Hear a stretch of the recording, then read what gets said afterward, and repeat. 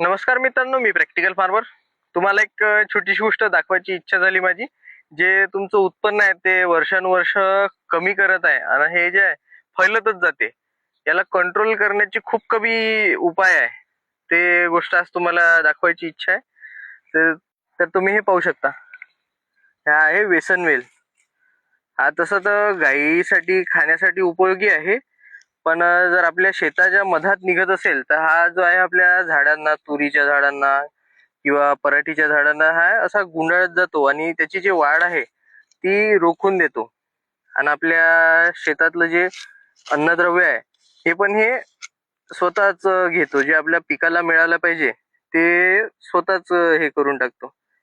आणि याला नष्ट करण्याचे खूप कमी हे आहे, उपाय आहे.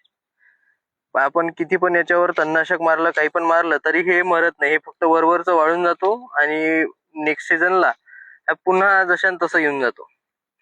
याला पूर्णपणे नष्ट करायचा एकच उपाय आहे. याचे जे कंद आहे हे अंदर जमिनीच्या अंदर कंद असते याचं, हे पूर्ण जे आहे हे पूर्ण काढून टाकायचं. त्यानंतरच हे खतम होते.